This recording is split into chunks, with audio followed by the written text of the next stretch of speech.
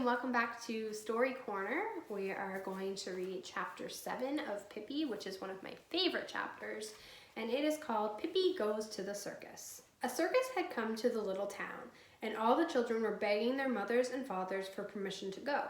Of course, Tommy and Annika asked to go too, and their kind father immediately gave them some money. Clutching it tightly in their hands, they rushed over to Pippi's. She was on the porch with her horse, braiding his tail into tiny pigtails and tying each one with a red ribbon.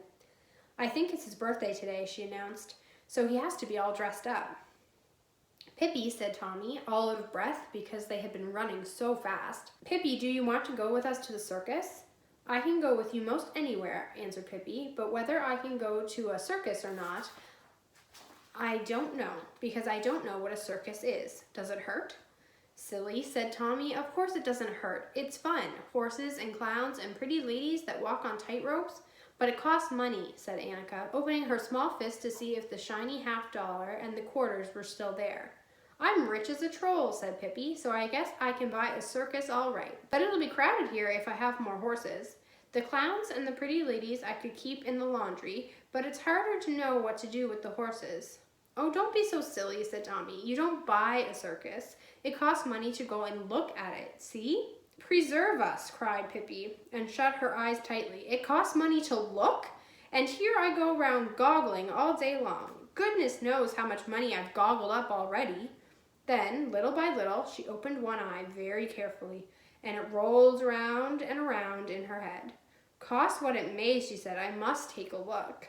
At last, Tommy and Annika managed to explain to Pippi what a circus really was, and she took some gold pieces out of her suitcase. Then she put on her best hat, which was big as a millstone, and off they went. There were crowds of people outside the circus tent, and a long line at the ticket window. But at last it was Pippi's turn. She stuck her head through the window and stared at the dear old lady sitting there. "How much does it cost to look at you?" Pippi asked. But the old lady was a foreigner who did not understand what Pippi meant and answered in broken Swedish. "Little girl, it costs $1.25 in the grandstand and 75 cents on the benches and 25 cents for standing room." Now Tommy interrupted and said that Pippi wanted a 75-cent ticket. Pippi put down a gold piece and the old lady looked suspiciously at it.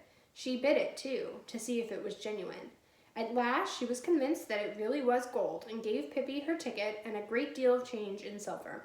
"What would I do with all those nasty little white coins?" asked Pippi disgustedly. "Keep them, and then I can look at you twice." As Pippi absolutely refused to accept any change, the lady changed her ticket to one for the grandstand and gave Tommy and Annika grandstand tickets too, without their having to pay a single penny. In that way, Pippi, Tommy, and Annika came to sit on some beautiful red chairs right next to the ring.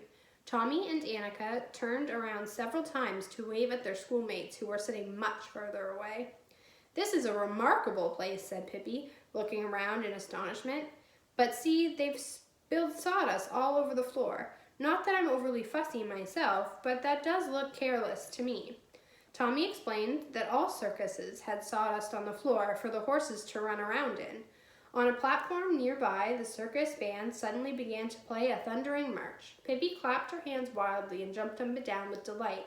"Does it cost money to hear too?" she asked, "or can you do that for nothing?" At that moment, the curtain in front of the performer's entrance was drawn aside, and the ringleader, in a black frock coat with a whip in his hand, came running out, followed by 10 white horses with red plumes on their head. The ringmaster cracked his whip, and all the horses galloped around the ring. Then he cracked it again, and all of the horses stood still, with their front feet up on the railings around the ring. One of them had stopped directly in front of the children. Annika didn't like to have a horse so near, and drew back in her chair as far as she could. But Pippi leaned forward and took the horse's right foot in her hand. "Hello there," she said. "My horse sent you his best wishes. It's his birthday today, too, but he has bows in his tail instead of on his head." Luckily, she dropped the foot right before the ringmaster cracked his whip again, because then all the horses jumped away from the railing and began to run around the ring. When the act was over, the ringmaster bowed politely and the horses ran out. In an instant, the curtain opened again for a coal-black horse. On its back stood a beautiful lady dressed in green silk tights. The program said her name was Miss Carmencita. The horse trotted around in the sawdust, and Miss Carmencita stood calmly on his back and smiled. But then something happened. Just as the horse passed Pippi's seat, something came swishing through the air, and it was none other than Pippi herself. And there she stood on the horse's back, behind Miss Carmencita. At first, Miss Carmencita was so astonished that she nearly fell off the horse. Then she got mad. She began to strike out with her hands behind her back to make Pippi jump off. But that didn't work. "Take it easy," said Pippi. "Do you think you're the only one who can have any fun? Other people have paid too, haven't they?" Miss Carmencita tried to jump off herself, but that didn't work either, because Pippi was holding her tightly around the waist, and that the audience couldn't help but laughing. They thought it was funny to see the lovely Miss Carmencita held against her will by a little red-headed youngster who stood there on the horse's back in her enormous shoes and looked as if she had never done anything except perform in a circus. But the ringmaster did not laugh. He turned towards an attendant in a red uniform and made a sign to him to go and stop the horse.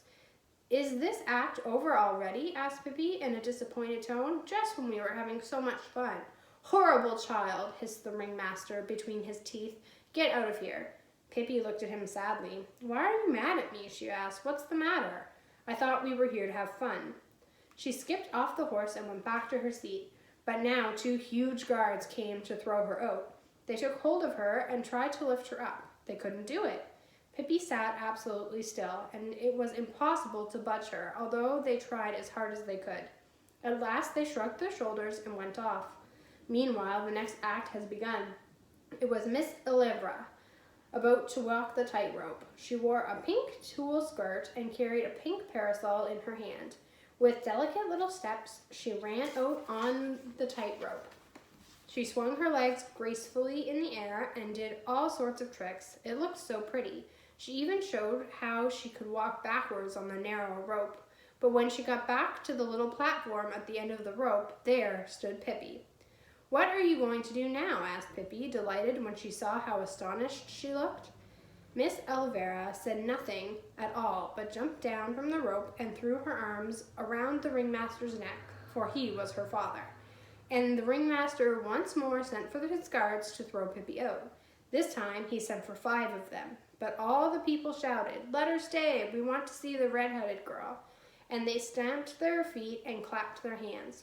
Pippi ran out on the rope, and Miss Olivier's tricks were as nothing compared with Pippi's. When she got to the middle of the rope, she stretched one leg straight up in the air, and her big shoe spread out like a roof over her head.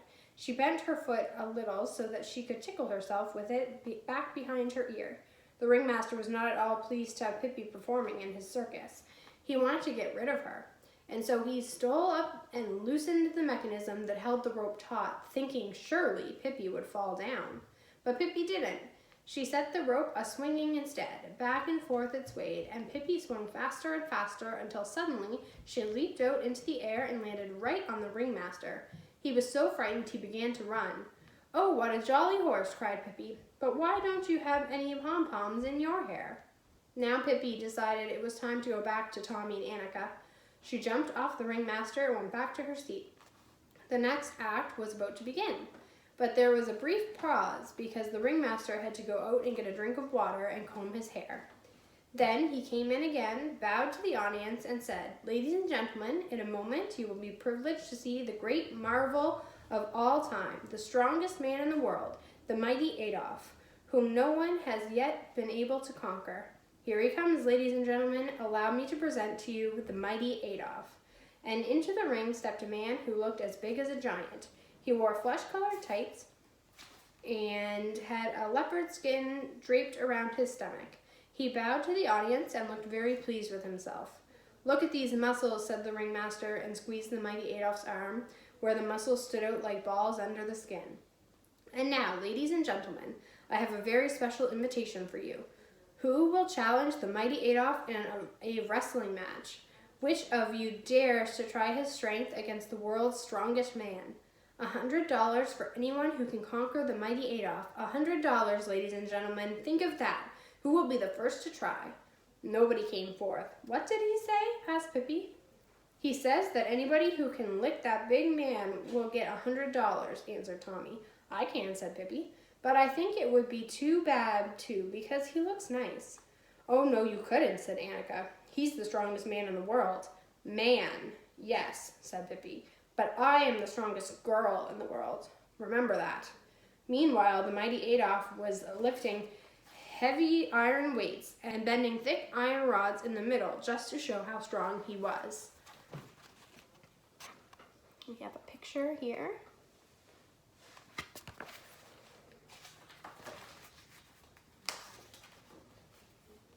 Oh, come now, ladies and gentlemen, cried the ringmaster. Is there really nobody here who wants to earn $100? Shall I really be forced to keep this myself? And he waved a bill in the air. No, that you certainly won't be forced to do, said Pippi, and stepped over the railing into the ring. The ringmaster was absolutely wild when he saw her. Get out of here. I don't want to see any more of you, he hissed. Why do you always have to be so unfriendly, said Pippi. I just want to fight with the mighty Adolf. This is no place for jokes, said the ringmaster. Get out of here before the mighty Adolf hears your nonsense. But Pippi went right by the ringleader and up to the mighty Adolf. She took his hand and shook it heartily. Shall we fight a little, you and I? She asked. The mighty Adolf looked at her but didn't understand a word. In 1 minute, I'll begin, said Pippi. And begin she did. She grabbed mighty Adolf around the waist, and before anyone knew what was happening, she had thrown him on the mat. Mighty Adolf leapt up, his face absolutely scarlet. Atta girl, Pippi, shrieked Tommy and Annika so loudly that all the people in the circus heard it and began to shriek Atta girl, Pippi, too. The ringmaster sat on the railing, wringing his hands. He was mad, but mighty Adolf was madder. Never in his life had he experienced anything so humiliating as this, and he certainly intended to show that red-headed girl what kind of a man mighty Adolf really was. He rushed at Pippi and caught her round the waist, but Pippi stood still as a rock. You can do better than that, she said to encourage him. Then she wriggled out of his grasp, and in a twinkling of an eye, mighty Adolf was on the mat again. Pippi stood beside him, waiting. She didn't have to wait long. With a roar, he was up again, rushing at her. All the people in the tent stamped their feet and threw their hats into the air and shouted, Hooray, Pippi! The mighty Adolf came rushing at her for the third time. Pippi lifted him high in the air and, with her arms straight above her, carried him clear around the ring. Then she laid him down on the mat again and held him there. Now, little fellow, she said, I don't think we'd bother about this any more. We'll never have any more fun than we've already had. Pippi is the winner! Pippi is the winner! Cried all the people. Mighty Adolf stole out as fast as he could, and the ringmaster had to go up and hand Pippi the $100, although he looked as if he had much preferred to eat her. Here you are, young lady, here you are, he said, $100. That thing, said Pippi scornfully. What would I do with that old piece of paper? Take it and use it to fry herring on if you want to. And she went back to her seat. This is certainly a long circus, she said to Tommy and Annika. I think I'll take a little snooze, but wake me up if they need my help with anything else. And then she lay back in her chair and went to sleep at once. There she lay and snored while the clowns, the sword swallowers, and the snake charmers did tricks for Tommy and Annika and all the rest of the people at the circus. Just the same, I think Pippi was best of all, whispered Tommy to Annika. That's the end of Chapter 7. Chapter 8 is called Pippi Entertains Two Burglars. We'll see you next time. Bye.